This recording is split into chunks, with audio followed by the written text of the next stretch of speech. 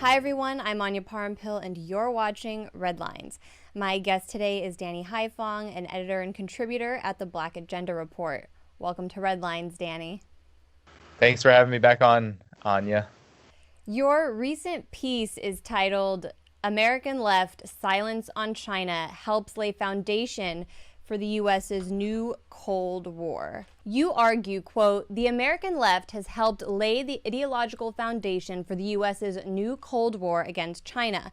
U.S. economic, political, and military warfare toward the second largest economy in the world would not be possible without an intense propaganda campaign centered on the dehumanization of the Chinese people. Which outlets do you believe are guilty of participating in this propaganda campaign, which you argue has essentially aligned them with the State Department? Well, it's the typical sort of media outlets that claim themselves to be independent and say that they are on the left when it comes to journalism and all issues, economic, political, military. And these outlets range from Jacobin Magazine, which is basically the voice of the Democratic Socialists of America. We have Democracy Now!, which is a repeated offender, just like Jacobin, in repeating State Department talking points. We saw it with Syria. I know that Gray Zone has covered this when it comes to the U.S. invasion in Syria and its proxy war there. But the same goes for basically any country that the United States is waging both a Cold War or a hot war against.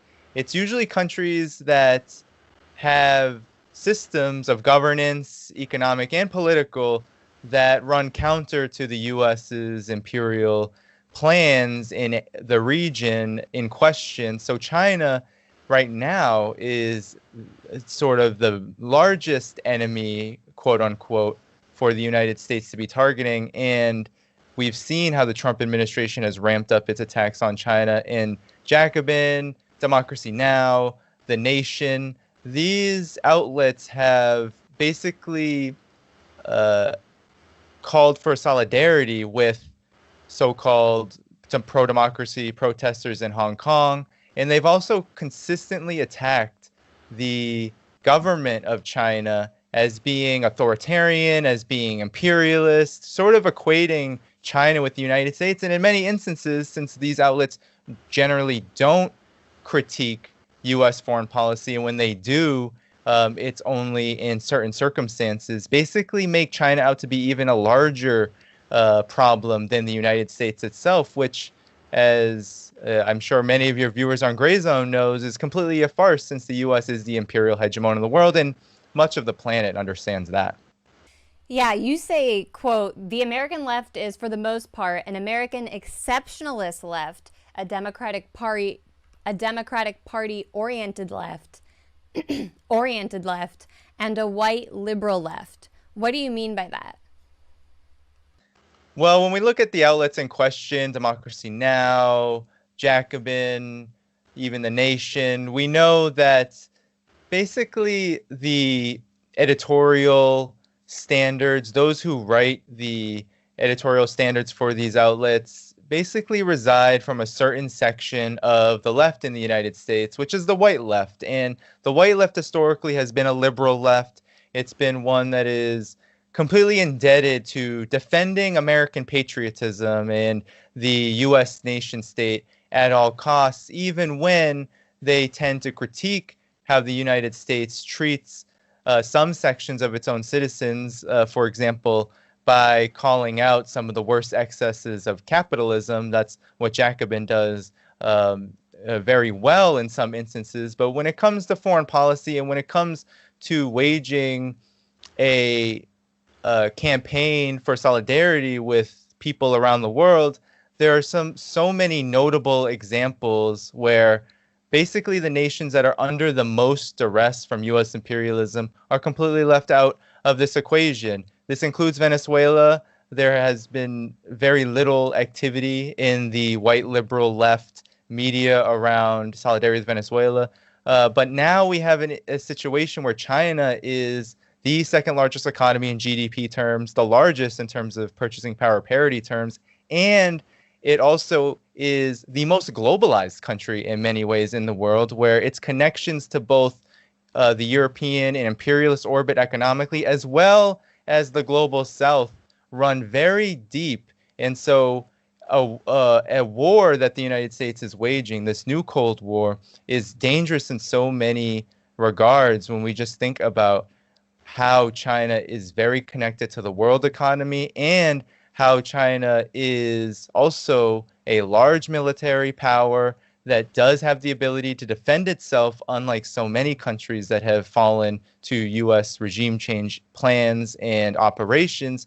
And we just know that with the State Department's on a tear against China right now, that the vulnerabilities of the United States and of the left movement are being placed right on display for everyone to see, because I mean, just look at how China is being demonized, and the left, most of the left in the United States, is going right along with it. I've received many emails where people have issues with what I say about China and Xinjiang, China and Hong Kong, and they ask me, how could you say there's no proof? How could you say there's no evidence? How could you say that China is worth defending? And I think that just shows how successful this universal consensus in the United States around anti-China sentiment really has been. It really is universal, Danny. I noticed that during the years of Russiagate, there were individuals on both the left and right who were willing to question the mainstream narrative about U.S.-Russia relations and sound the alarm bell over the potential dangers of a new Cold War with Russia. That hasn't been the case with China. I'm wondering why you think that is. I truly do believe it's anti-communism that makes this such a hot and controversial issue. It's so difficult to defend China here in the United States because, unlike Russia, where the United States had a heavy hand in undermining and ultimately helping to facilitate the dissolution of the Soviet Union, China did not dissolve after the fall of the Soviet Union. Actually, in many ways, China has strengthened, and its socialist system, regardless of what people may think of it, has actually expanded, has actually grown, and actually has become more successful, actually far more successful than it was in the 1990s even. And that is a consensus position in China, given how much progress has been made around questions and issues like anti-poverty relief and economic development, as well as just the standard of living that people possess right now in China. The vast majority of people possess in China has just improved mightily in the last 30 years. So I think the biggest issue for many people in the United States is that, one, China is a country that is socialist and that is currently led by the Communist Party of China, which is different from Russia, which is not led by a communist party at this moment. And two, China is also a country with centuries-long history with the United States and the West, which is characterized by semi-colonialism, racism. I mean, the United States didn't start interacting with China in 1949. I talk about in my article how the United States saw China as an open door, saw it as an opium field, saw China in the mid-19th century as an opportunity to expand its imperial designs as they were just developing, as a way to dominate the region and in effect the world. So the United States has long demonized people of Southeast Asia, people of the Asia Pacific, as quote unquote others, and as people who are ultimately not people at all. And I think that racist ideology, which is so endemic here in the United States, is also to blame. So you have this twin sort of double-edged sword of anti-communism and racism, which often go hand in hand and have always gone hand in hand. But when you have a country like China, where this is no longer 1949 and this is no longer the 1850s, China is a country that is stable, that is growing, and that does so based upon public ownership of the commanding heights of the economy, and does not listen to the diktats of, for example, U.S. sanctions around the world. They'll work with anybody. It's this growing threat of a rising power like China, which is different. And China says this all the time. It's official, its foreign ministry, the Communist Party of China, its media says all the time that China is different from the United States. And can the United States tolerate that? The answer right now is no. And the left is showing that it completely agrees with the U.S. establishment on that question. I think another reason is something you touched on, which is that unlike even the Soviet Union back in the days of the Cold War or Russia today, China actually poses an economic challenge to the United States. It's brought forward an alternative model of international development, and it's on track to surpass the United States as the world's largest economy. That was never a fear when it came to Russia or the Soviet Union, the way that China really threatens the interests of U.S. empire. Danny, what are the implications of this bipartisan support for a new Cold War with China? In what ways has the United States escalated tensions with China in recent months? I mean, there are so many examples and cases. The implications are far-reaching for all of them. Whether we're talking about the increased so-called tech war with China, where the United States is basically abdicating any sort of ability to compete with China in this realm, and is now really reverting to a very backwards policy of trying to ban corporations like Huawei, which has almost half of all 5G technology, whether it's trying to ban the WeChat app in the United States, which basically negates the Chinese market altogether if that were to occur, because there isn't a person from China or has connections with China that's going to buy a phone that cannot obtain WeChat on it, because that is the most popular form of communication over social media there. And then whether we're talking about TikTok, the threat to ban TikTok as well, which is part of that WeChat executive order. And then we can just go down the line in terms of the sanctions that are relatively mild in terms of their economic impact, but really send an ideological message around issues like Xinjiang and Hong Kong. We've seen a plethora of bills being shoved through Congress and signed by the president to basically demonize China as a human rights violator and sanction officials, basically sanctioning the entire Communist Party of China, which is 90+ million people, plus all of the connections that people in China have with the Communist Party of China, which could swell to about a quarter to half of the entire population. So we just see a multifaceted attack. We know that the military, and this is something that the left never talks about in the United States, at least the majority of the left, is that the U.S. military has escalated its regime of endless warfare directly against China. We saw on July 3rd the sending of 2 aircraft carriers to the South China Sea, and that there are thousands of operations that occur every year on the South China Sea. And this has been something that's been happening since the Obama administration, since at least 2012, during the declaration of the Pivot to Asia policy. That continued under Trump, and now Trump is taking it to another level, threatening to do things like renew nuclear tests in that region. And basically, the United States' policy with China militarily, and this has increased over the last few months as well, is to fortify allies of the United States, right? Whether it's India, whether it's Japan, whether it's South Korea, whether we're talking about Guam, whether we're talking about Malaysia. The U.S. has military bases, has personnel in the hundreds of thousands, added up all together between these countries. And basically, the policy is surround China because the United States can't economically compete. But this is very dangerous. All of this is very dangerous, whether it's attacking China economically, attacking it militarily, attacking it politically by trying to delegitimize the leadership of the Communist Party. All of this sours relations between the U.S. and China, and also polarizes the world situation to an effect where there could be a confrontation between the U.S. and China, or China and one of the U.S.'s allies, which leads to needless death and leads to needless issues and troubles diplomatically.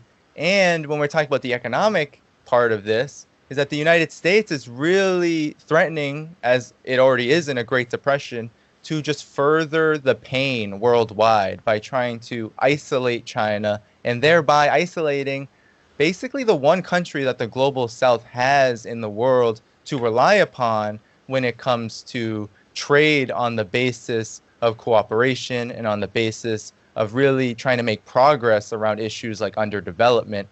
That, I think, is also a consequence of this, is that now the United States is showing teeth that basically pushes countries to make a decision now about their relations with China.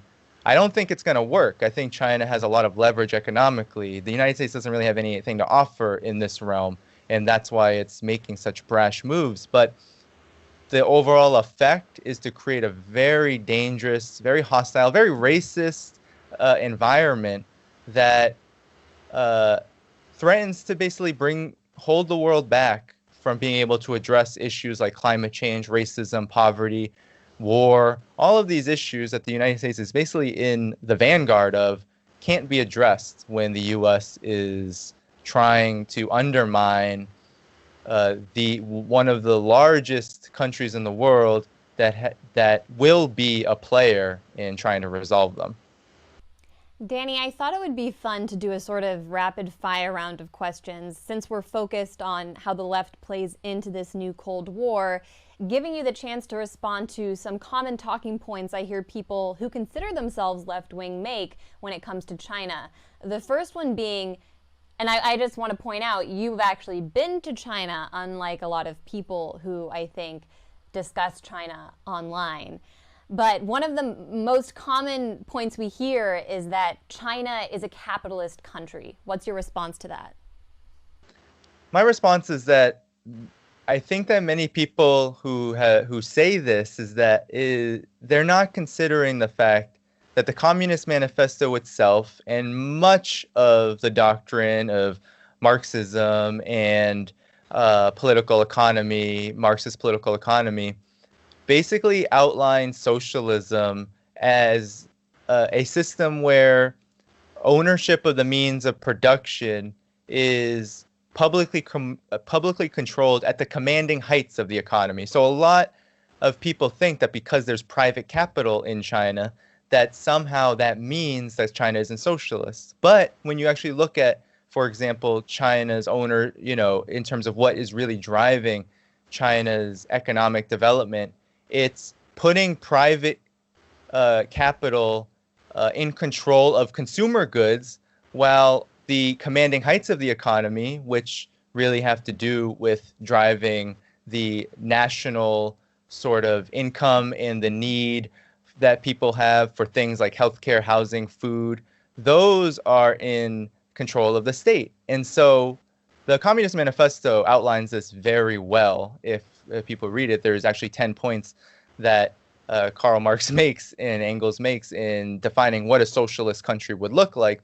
And China ticks off all the boxes, whether we're talking about a progressive tax system, whether we're talking about public control of the commanding heights of the economy in the hands of the state, whether we're talking about how China is using the principle of to each according to his labor. That is really what socialism is. It's a transition from capitalism to communism. It's a transition period. And that's where China sees itself as being in. And so when you look at how China operates, right, the Communist Party of China is still in leadership. And the growth of, for example, income inequality in China is a huge issue that they totally acknowledge and recognize.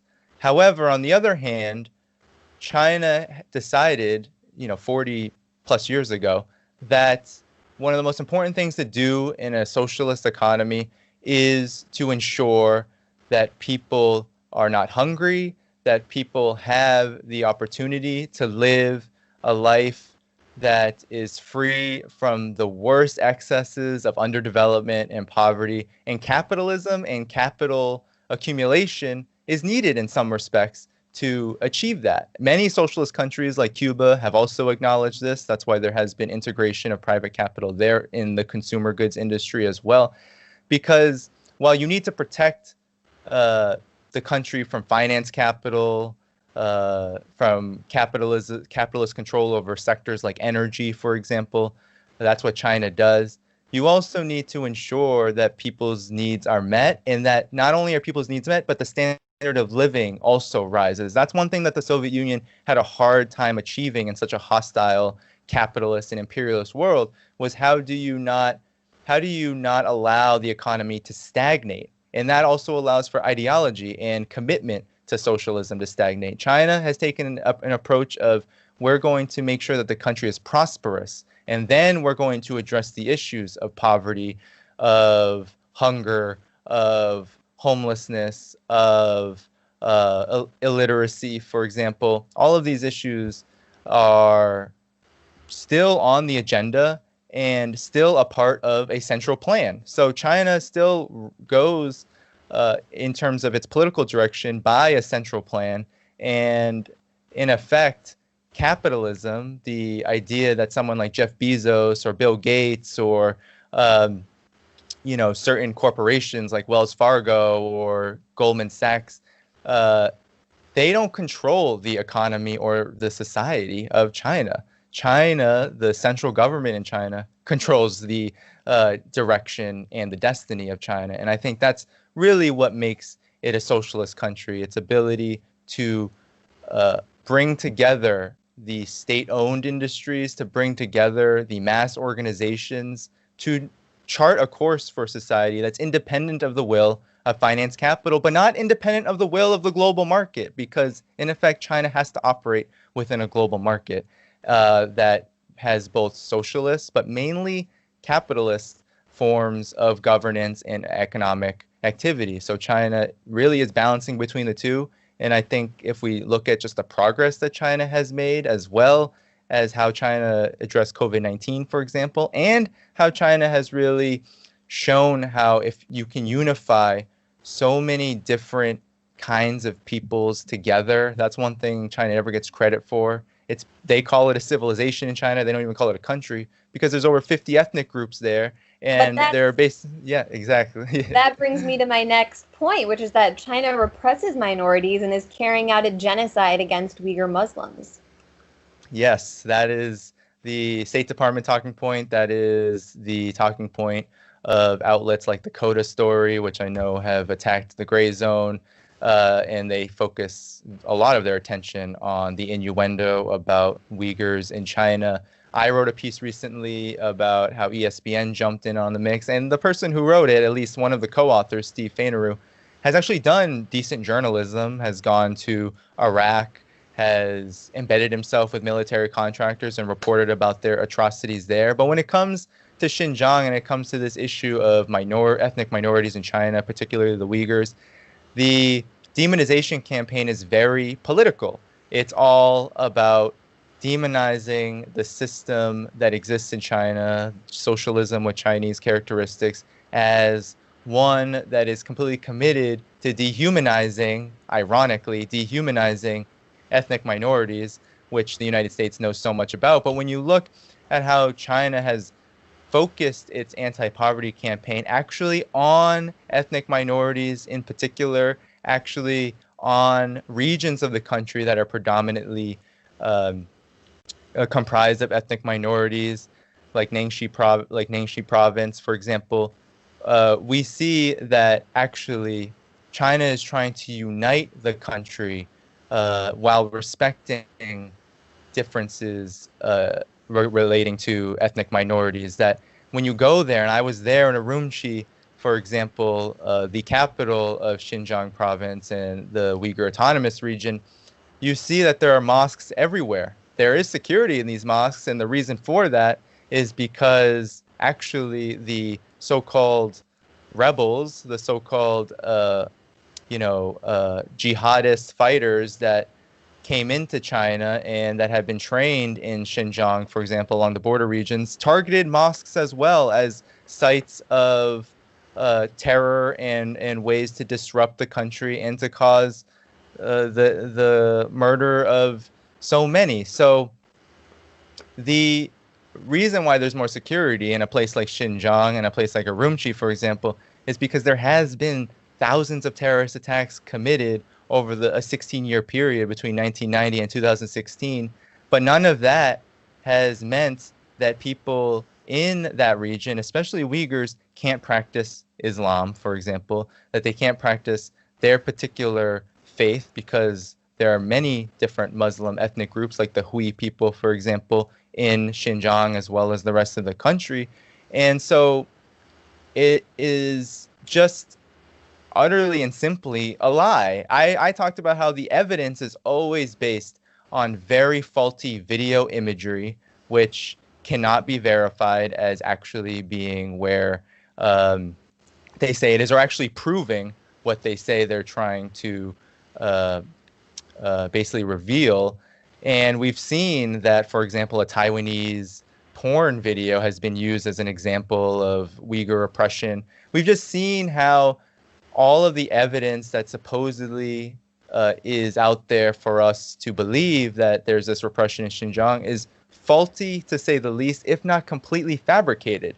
And so when we have people like Adrian Zenz, a far-right, racist, sexist, Christian fundamentalist who believes in corporal punishment himself, who doesn't believe in gender rights, who doesn't believe in hate crime legislation, as being the leading researcher, quote unquote, of this campaign to free Uyghurs of oppression, then we really have to question the sources. But more than that is, if you've actually been to this region, and 24 countries, journalists from around the world have been to Urumqi, they've been to Xinjiang, including Reuters, but Reuters will not report on what they found, and we should demand that they report on what they found. They do not report what actually is going on there, which is actually a campaign to develop Xinjiang, which is historically one of the least developed parts of China, in order to facilitate the Belt and Road Initiative, which will connect China to Central Asia and to Europe, and then to the rest of the world economically through a combination of financial and infrastructure development. And so that is really where the United States stands against China, where this Uyghur oppression story has come from. It's come from the fact that there needs to be ethnic strife, there needs to be division sown, and there needs to be a propaganda campaign against China to stop China from trying to create a situation of even development and prosperity and growth in that part of the country, because that part of the country holds a lot of promise for the future, not just for people in that region in China, but also the rest of the world. Another point we hear a lot is China is authoritarian and no democracy is possible in the country because of Communist Party rule. Yes, and that's not a secret that the United States and much of the West believes that any country that has a Communist Party in leadership is completely antithetical to so-called democracy.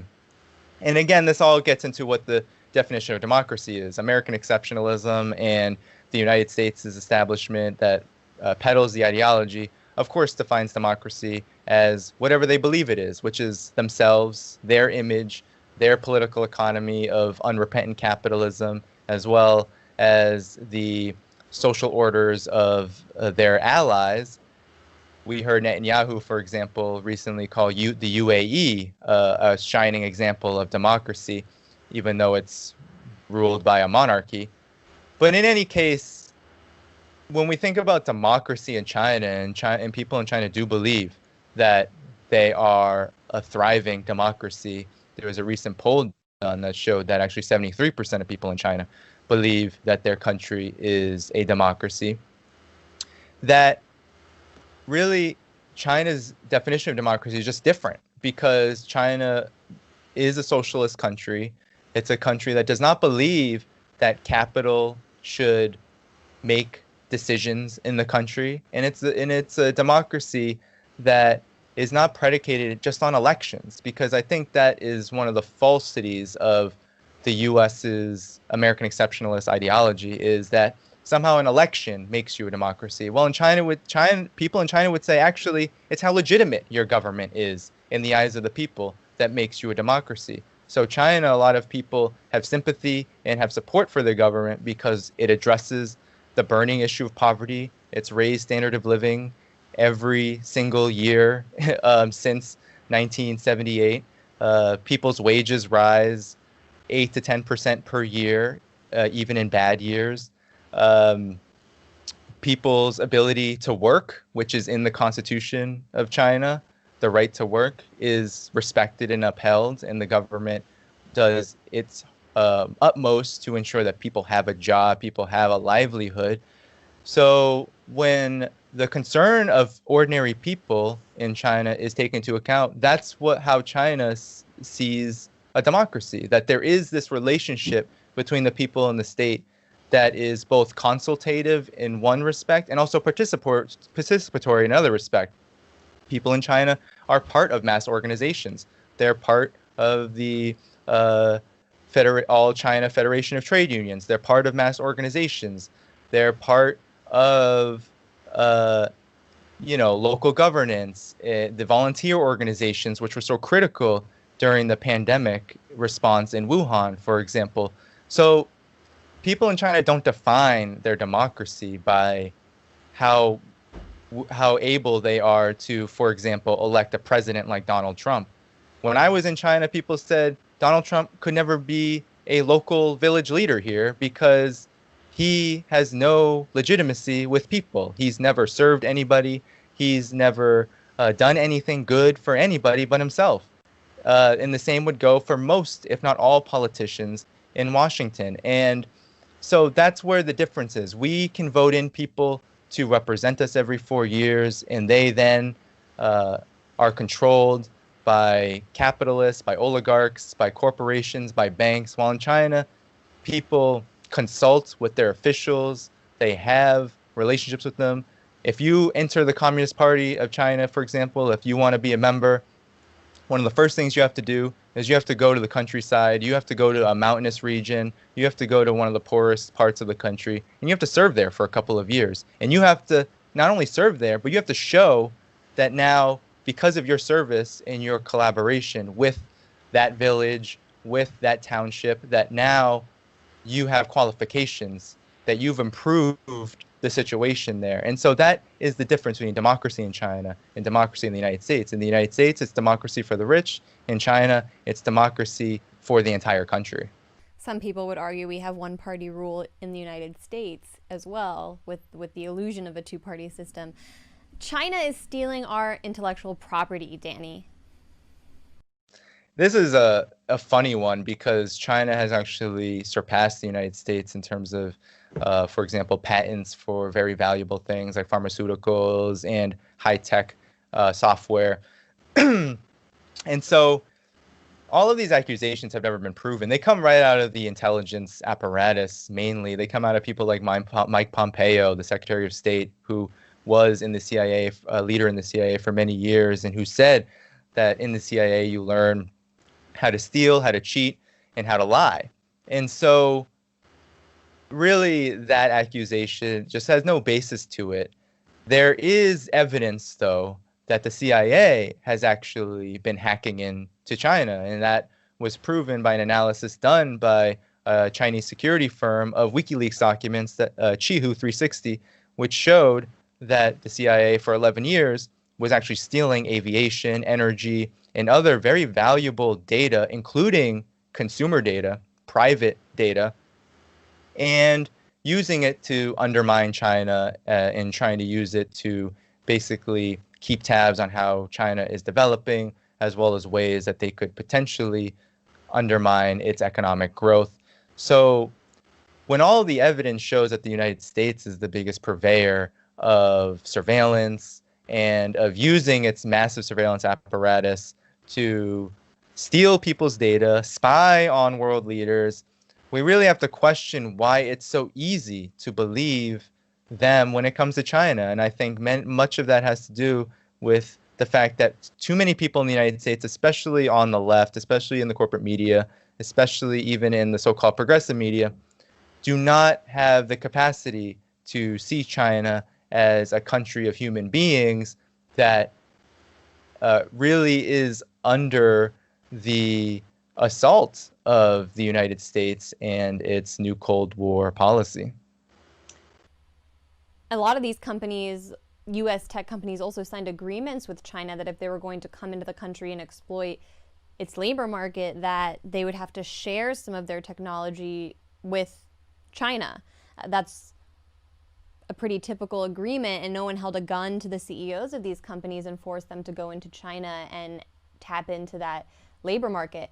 Danny, the Hong Kong protest movement is left-wing.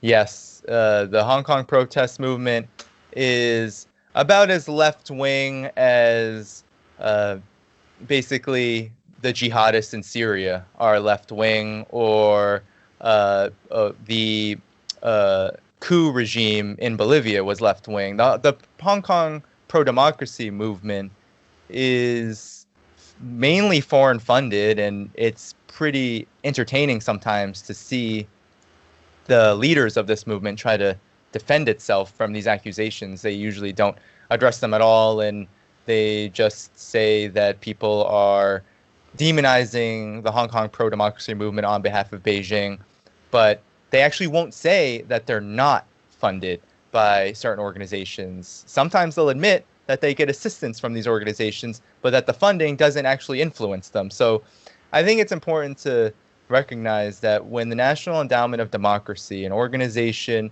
that was begun basically by the CIA to do what the CIA does in the open, when that is the principal source of financing for so many key groups, including the largest trade, the second largest trade union organization, comprised mostly of the middle class, the Confederacy of Hong Kong Trade Unions, when there is this ideology that these protesters resort to and hold so dear, that says that we need the UK and the US and Governor Chris Patten, the colonial governor, to come back and save Hong Kong from China, then you know where the protesters stand. I mean, we saw with the great work that the Gray Zone did around revealing that one of the biggest leaders of this movement, online at least, Kong Se-gon, was a fraud. That actually it's an American, a white American man who used to work for Amnesty International, Brian Kern, and that I think really speaks to just how fraudulent that movement always was. That it never had any concrete demands to improve the lives of people in Hong Kong. It always had demands to change governance in Hong Kong, which is ironic because the governance in Hong Kong remains the colonial legislature of the Hong Kong Legislative Council, which was basically something that was inherited by China after the formal end of colonialism in 1997.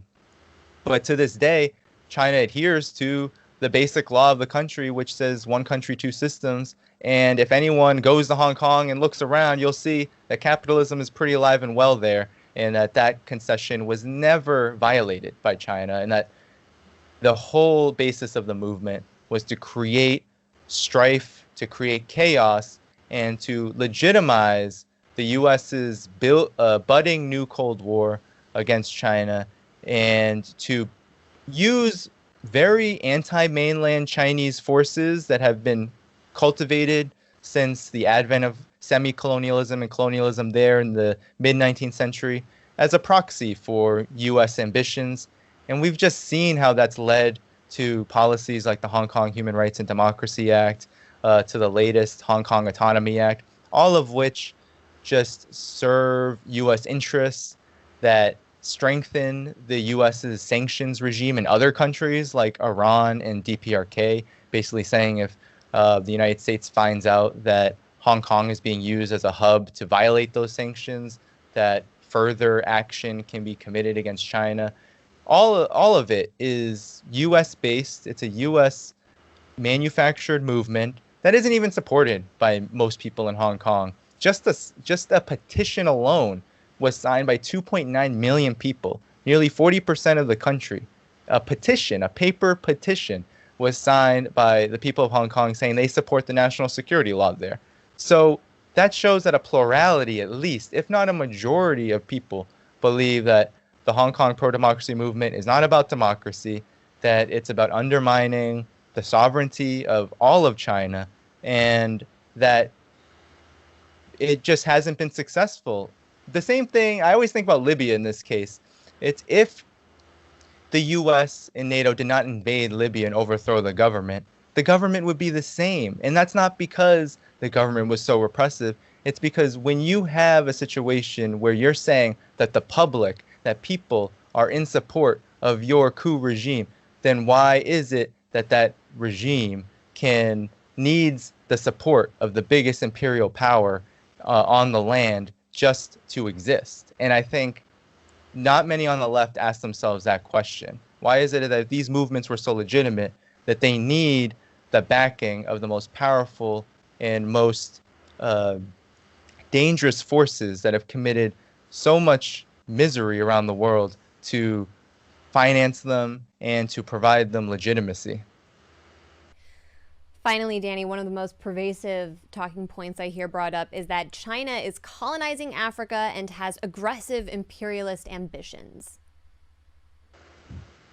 Well, I think that there is a lot of confusion about what imperialism is, what colonialism is, because the United States has never really been in the vanguard of struggling against any of those things, unless we exclude the black movement here in the United States, the black left tradition especially.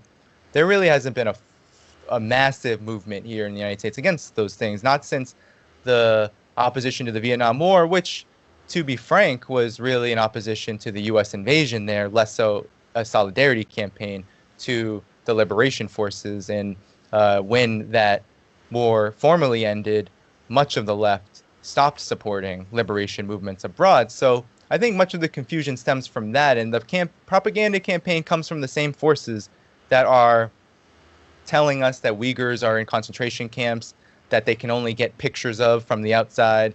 They're the same people that are telling us that pro-democracy protesters in Hong Kong who are waving Trump flags and who are canoodling with the Azov Battalion, a neo-fascist group in Ukraine, are somehow worthy of our support. So the same forces in the U.S. establishment across the board, including the left, unfortunately, are telling us that the U.S. is an imperialist in Africa. Well, if you look at how China has done business in Africa, you'll see quite a different story.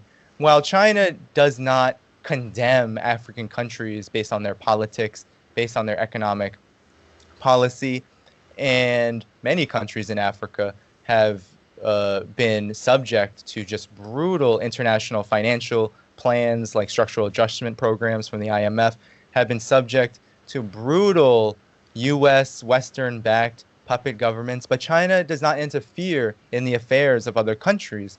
So when it does business with Africa, it's not doing business based on what the character of that government is. It's doing business on the basis of China is looking to economically develop and grow. Africa has many resources for that to occur, and also Africa has many needs. And so countries in Africa really do welcome the infrastructure development that China can offer, the technological expertise, the potential for things like 5G technology to enter the African continent. For electricity itself, many countries in Africa are so underdeveloped that electricity itself is difficult to come by. A lot of Chinese projects in countries like Senegal, in countries across West Africa, for example, have been about building infrastructure that allows for electricity to reach wide swaths of the countries in question. So when we look at it like that, we have to ask ourselves, well, if imperialism is about underdevelopment, is China facilitating underdevelopment in Africa, or is China trying to facilitate mutual agreements of cooperation economically that benefit both sides? And I would say that China is engaged in economic activity, both socialist and capitalist, because let's be honest, China has to operate within the global market and is not going to condemn other countries for not being socialist, for example. So on that basis, it is working on agreements and on infrastructure projects that actually bring the standard of living up. And imperialism over the last 200 years, for example, has not ever shown a record of doing that. The quality of life for people in the global south because of imperialism went way down, and that's because the imperialist world order is dependent upon the exploitation, the super exploitation of the global south. So unless you can find proof that that is exactly what is happening, that there is a repeat offense being committed by China, then the accusations that China is somehow imperialist power in Africa are just baseless and are just another way to try to deflect from the fact that the U.S. and the West are starting to lose ground on the African continent because of how attractive China is. We know that China's economic investment in Africa now is valued up above $200 billion. The United States, it's barely an eighth of that. It's $39 billion. So we're talking about a complete and utter shift in the world order, and Africa is just one battleground. And no one talks about AFRICOM as much as they talk about China's economic activity on the continent, when AFRICOM, the U.S. African Command, is a literal military structure occupying African countries, supposedly with their permission, to use the continent as a training ground for so-called counter-terror operations. But if you look at their documents, and I'm writing about this right now, you'll see that battling Russia and China's economic rise is really the reason why AFRICOM exists on the continent, and does so in 53 of the 54 countries. China has even gone so far as to forgive debt that it's issued to African nations, which is something you don't really hear the United States doing unless it's overthrown a country and installed a neoliberal government that's going to go along with some sort of adjustment program. So just that alone, I think, really challenges the whole idea that China is developing Africa or has interest in developing the world with an imperialist character. Danny Heif. Oh, sorry. Well, I just had one thing to add to that, too, is that China does business in Africa and does not use debt as a weapon for underdevelopment. That's what exactly you were describing, the IMF, the World Bank. That's what they do. And the United States is at the head of both of those institutions. But China says in its policy of economic development everywhere, in terms of how it relates to other countries, but in Africa in particular, that debt is not used as a weapon. Debt exists, but if you look at the percentage of debt among African countries, every one of them, you'll see debt with China is a very small portion, most of the time less than a tenth of the debt that exists in a particular country. And also, it's like the forgiveness is one thing, but it's also the idea that debt alone does not mean that a country needs to be starved and that a country needs to open up its economy and open up its society to the diktats of the country that's leveraging the debt or the financial institution. That's not how China operates. China operates strictly on the basis of if you can agree upon a certain amount of debt based on the different exchange rates and the values of products, et cetera, and the value of the exchange, then we will cooperate and we will provide the necessary services that you need in exchange for the resources that are so valuable for Chinese industry. Danny Haifong, I really am glad that you came on today to break down some of those myths. I encourage viewers to follow your work. Your Twitter handle, I believe, is @spiritofho, H-O, and your column comes out at the Black Agenda Report every Wednesday, so everyone should check it out. Thanks so much, Danny. Thank you so much, Anya.